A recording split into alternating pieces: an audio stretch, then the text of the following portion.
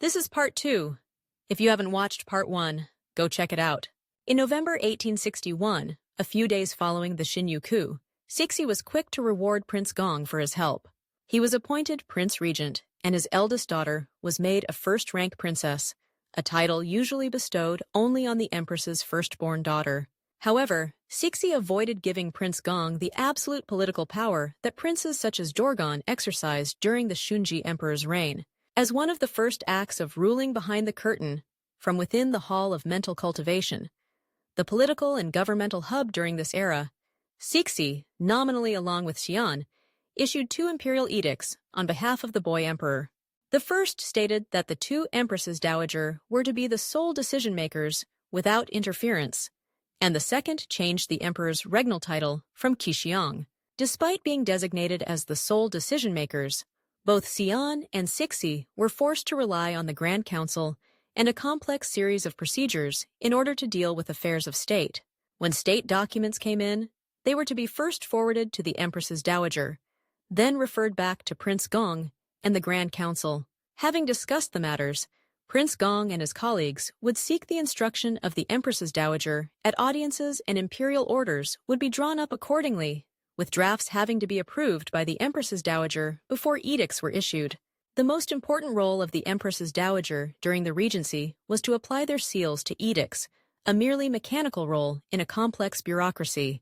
On 5 March 1889, Cixi retired from her second regency, but nonetheless served as the effective head of the imperial family. Many officials felt and showed more loyalty to the Empress Dowager than they did to the emperor, owing in part to her seniority, and in part to her personalized approach to cultivating court favorites, many of whom would be given gifts of her artwork and invitations to join her at the theater for opera and acrobatics. In spite of her residence for a period of time at the Summer Palace, which had been constructed with the official intention of providing her a suitable place to live after retiring from political affairs, Cixi continued to influence the decisions and actions of the Guangxu Emperor even after he began his formal rule at age 19. Along with an entourage of court officials, Guangxu would pay visits to her every second or third day at which major political decisions would be made. Wang Tongye observed that while the emperor dealt with day-to-day administration, the Grand Councilors gave their advice in more complex cases, and in the most complex cases of all, the advice of Cixi was sought. In 1894, the First Sino-Japanese War broke out over Korea, whose age-old allegiance to Beijing was wavering. After the decisive victory and ensuing Treaty of Shimonoseki, Japan annexed Taiwan from Qing China. During this period, Cixi was continuously called upon to arbitrate policymaking, and the emperor was sometimes even bypassed in decision-making processes.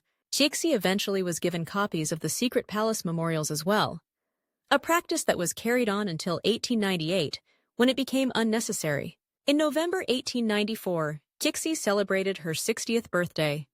Borrowing from the plans used for the celebrations of the 70th and 80th birthdays of Empress Xiao Shengxian, the Qianlong Emperor's mother, plans included a triumphal progress along the decorated road between the Forbidden City and the Summer Palace, decorations for the Beijing city gates and monumental archways, free theatrical performances, remission of punishments, and the restoration of degraded officials. However, the war between China and Japan forced the Empress Dowager to cancel the lavish celebrations she had planned and settle for a much smaller commemoration that was held in the Forbidden City. For many years, the mainstream view of Cixi was that she was a devious despot who contributed in no small part to China's slide into corruption, chaos, and revolution. Cixi used her power to accumulate vast quantities of money, bullion, antiques, and jewelry, using the revenues of the state as her own. The longtime China journalist Jasper Becker recalled that every visitor to the Summer Palace is shown the beautiful lakeside pavilion in the shape of an elegant marble pleasure boat, and told how Cixi spent funds destined for the Imperial Navy on such extravagant fripperies, which ultimately led to Japan's victory over China in 1895 and the loss of Taiwan. For more history, subscribe.